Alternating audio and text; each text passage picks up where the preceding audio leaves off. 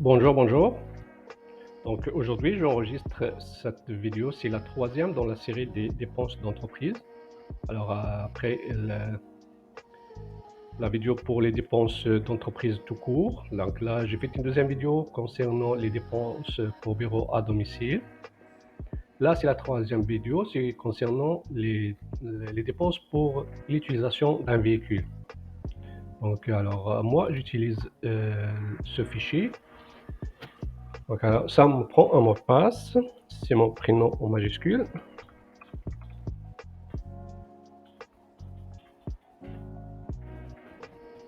Donc je rappelle toujours que je mets un mot de passe, c'est pour pouvoir geler des cellules sur lesquelles je ne veux pas que le monde apporte des corrections, on risque de faire des erreurs. Mais sinon, vous pouvez copier le fichier et vous pouvez mettre votre mot de passe.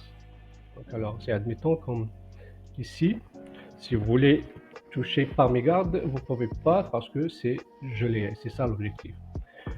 Sinon, c'est ça. Alors là, dans cette vidéo, on va voir la déduction en tant que travailleur autonome, mais aussi en tant que salarié à commission et aussi en tant qu'employé qui n'est pas à commission. Donc là, c'est les deux employés. Il y a un qui serait à commission, l'autre non. Donc c'est ça. Alors, travailleur autonome, donc lui, il peut, en fait, c'est parmi les cas où la loi de l'impôt est généreuse. Parce que normalement, ça, c'est des dépenses personnelles que la loi de l'impôt ne permet de déduire.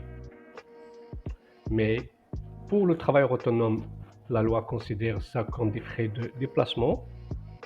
Dans le cas d'un salarié qui est tenu en vertu de son contrat de travail d'utiliser son véhicule, ça on l'appelle déduction pour véhicule à moteur. C'est à peu près le même principe, c'est pour ça que j'ai mis les trois cas, c'est à peu près le même principe.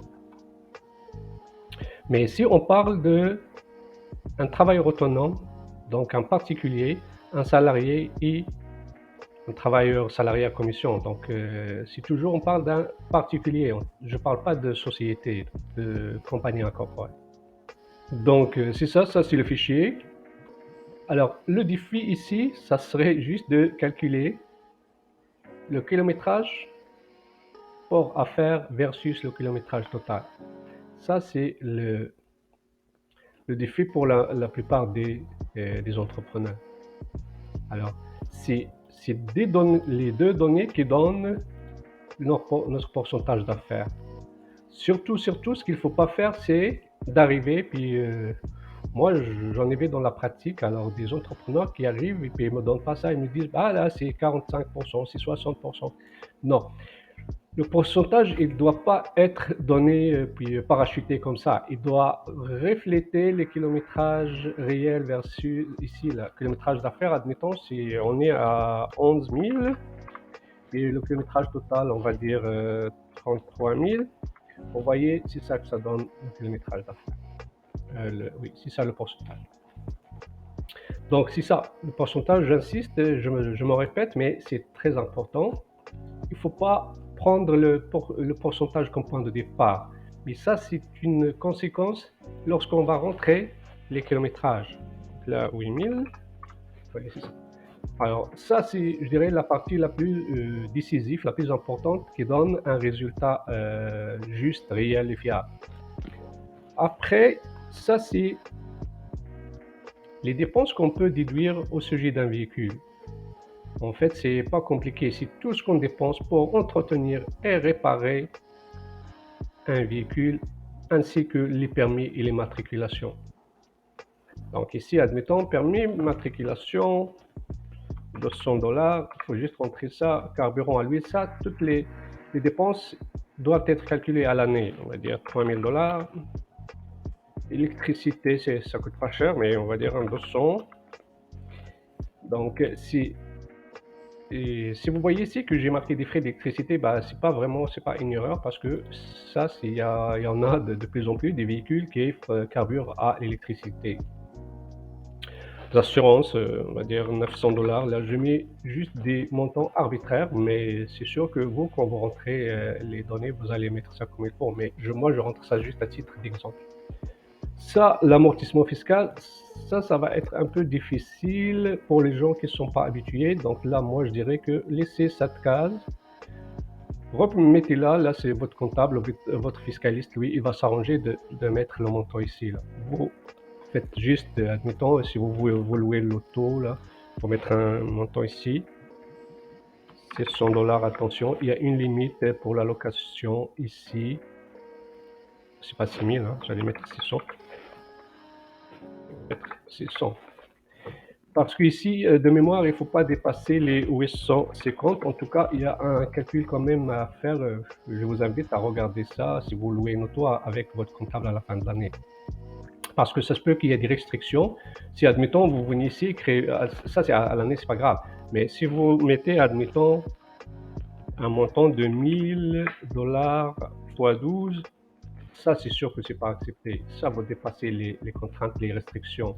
Non, c'est pas possible. De mémoire, le maximum qu'on peut faire, c'est 850 fois 12. Ça va être ça. Alors ça, c'est dans le cas d'une location. Si c'est pas une location, vous devez, et puis si l'achat est financé, vous devrez mettre un montant ici. Ça, c'est l'intérêt sur l'argent emprunté pour acheter une voiture. Alors, soit l'un, soit l'autre. Si vous mettez ici, vous mettez pas ici. Si on met ça 0, là, on peut mettre un intérêt 1000 $. Si malgré cette liste-là, vous avez d'autres dépenses que moi, j'ai pas marqué, vous pouvez l'ajouter ici. Là, autres dépenses 1, vous pouvez mettre telle dépense. Et puis, vous mettez le montant, ça va fonctionner. Alors, moi, je préfère quand même laisser mon tableau comme ça. Alors là, c'est dépense 2 et non pas dépense 22. Alors, ça, une fois que ça s'est rempli, donc vous avez le total des dépenses. Ici, ça se calcule automatiquement. C'est pour ça, donc là, vous ne pouvez pas le changer. C'est en fonction de ce pourcentage. Alors, ce qui est décisif pour la partie déductible, ça va être le pourcentage ici. Donc, c'est ça. Pour un travailleur autonome, c'est ça. Alors, si le fichier est assimilé, normalement, on ne devrait pas trouver de problème pour l'appliquer à notre salarié. Alors, notre salarié, c'est les mêmes choses. Donc, on met les mêmes montants, le même calcul pourra faire. Ça se peut ici qu'on a 6000. Du mieux, ça doit prendre 2000. On rentre. La même chose. Donc, je ne veux pas me répéter pour montrer comment rentrer les dépenses. Ça va de soi. Donc là, je mets toujours l'accent ici. Ça se peut que vous ayez de la difficulté à le remplir. Remettez ça à votre comptable et il va être capable de vous aider avec ça. Sinon, comme j'ai dit toujours, à chaque fois que je prépare la vidéo, je mets les références sur lesquelles je me suis basé. Alors, les gens qui seraient curieux pouvaient regarder ici. Les gens aussi qui ont des remarques ou des corrections pouvaient toujours me challenger, me mettre questions, me corriger carrément. Alors, c'est ça. Vous voyez, ici, travailleurs autonomes, ça, c'est les articles de loi sur lesquels je me suis basé pour préparer le tableau et la vidéo. Et il y a aussi une autre chose qui est très importante, c'est concernant la récupération des taxes. Alors, ça, c'est un point qui est oublié pour la majorité des entrepreneurs, des travailleurs autonomes. Parce que, surtout, dans le cas où il y a quelqu'un qui avait déjà une auto, puis il commence à l'utiliser. Puis, alors, si vous êtes inscrit à taxe TPS TVQ, et puis vous utilisez votre voiture pour la première fois pour gagner un revenu, donc là, sûrement, vous avez droit à des CT et RTE. Ça, c'est le remboursement sur les taxes. Alors, supposons qu'on calcule un amortissement de 10 000 $. Alors, vous avez droit à, on va dire, 10 000. Alors, vous avez droit à 1383. Ça, c'est de l'argent que vous pouvez recevoir en remplissant votre rapport de TPS TVQ. Ça, c'est les crédits sur les intrants. Ça, c'est le remboursement sur les intrants.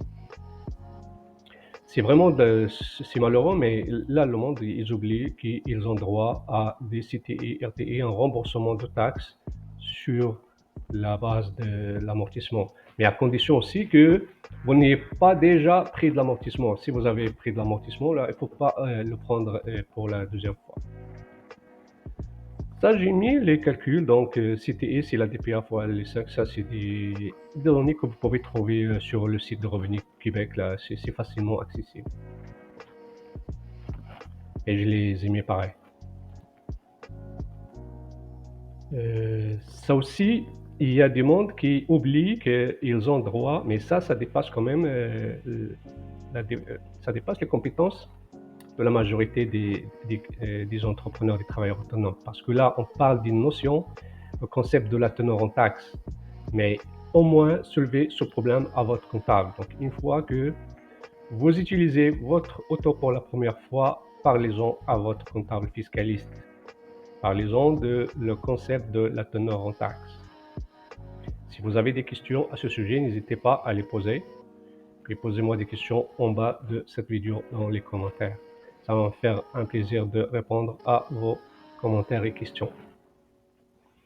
Alors, d'après moi, c'est ça, on n'a rien oublié. Sinon, à la fin de la vidéo, je vais mettre un quiz. Je mets toujours un quiz amusant, comme je dis, mais c'est quand même un quiz réel, valide, pour les gens qui aimeraient valider leurs connaissances. Sinon, je vous remercie beaucoup d'avoir suivi cette vidéo et à une prochaine. Merci, bye bye.